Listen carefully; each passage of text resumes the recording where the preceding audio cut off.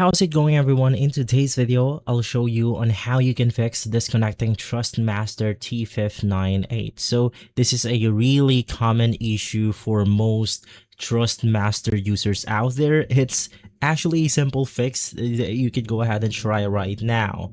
So obviously we have our wheel right here, and the number one reason why the power is disconnecting is because it is not connected securely. So obviously you have to go ahead and make sure that your power cable right here is pinned down.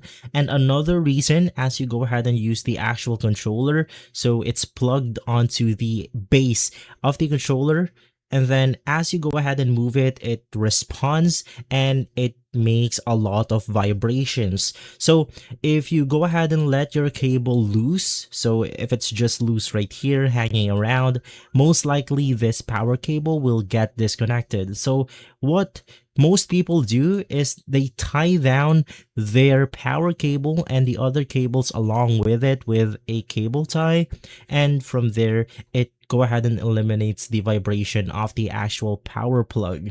So just go ahead and do this. You also want to leave a small space, and then you want to cable tie it down onto the frame or onto the table where you're using it, and from there you're simply good to go.